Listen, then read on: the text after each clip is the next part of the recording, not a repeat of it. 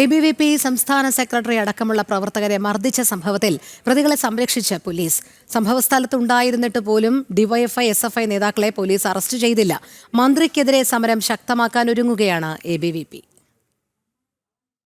Police നോക്കി നിൽക്കെയാണ് വിദ്യാഭ്യാസ മന്ത്രിയെ കരിങ്കൊടി കാണിക്കാനെത്തിയ ABVP സംസ്ഥാന സെക്രട്ടറി EU ഈശ്വരപ്രസാദ് അടക്കമുള്ള ABVP പ്രവർത്തകരെ DYFI SFI പ്രവർത്തകർ ആക്രമിച്ചത്.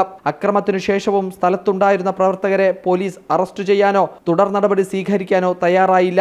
എന്നാൽ SFI DYFI പ്രവർത്തകർ നടത്തിയ അക്രമത്തെ മന്ത്രി തള്ളുകയാണ്. മന്ത്രിക്ക് സുരക്ഷയൊരുക്കാൻ പോലീസ് ഉണ്ടെന്നാണ് മന്ത്രിയുടെ പ്രതികരണം. തമ്പാനൂർ നടന്നു, അങ്ങനെ തന്നെയാണ്. തമ്പാനൂർ സംഘർഷം നടന്നു, ശരി തന്നെ. സമരം ചെയ്യാൻ വരുന്ന ആൾക്കാരെ കൈകാര്യം ചെയ്യുന്നതിന് വേണ്ടി പോലീസുണ്ട്, വേറൊരു ആൾക്കാർ കൈകാര്യം ചെയ്യേണ്ട കാര്യമില്ല. പക്ഷെ ഞാൻ ആ സമയത്ത് അവിടെ ഇല്ലല്ലോ. ഞാൻ അവിടെ ട്രെയിനിൽ വന്നിറങ്ങി പോകുന്ന കാര്യം മാത്രമേ എനിക്കറിയാറുള്ളൂ. ഞാൻ പിന്നെ ചോദിച്ച് മനസ്സിലാക്കിയെടുത്തോളാം. വളരെ പ്രകോപനപരമായ മുദ്രാവാക്യം വിളിച്ചുകൊണ്ട് വന്നു. അതിൻ്റെ തുടർന്ന് അവർ തമ്മിൽ സംഘർഷം ഉണ്ടായെന്നാണ് ഞാൻ മനസ്സിലാക്കിയത്. അതേസമയം വരും ദിവസങ്ങളിൽ സമരം ശക്തമാക്കാനാണ് ABVPയുടെ തീരുമാനം. ജനം, തിരുവനന്തപുരം. കോട്ടയത്ത് ABVP പ്രതിഷേധത്തിൽ സംഘർഷം.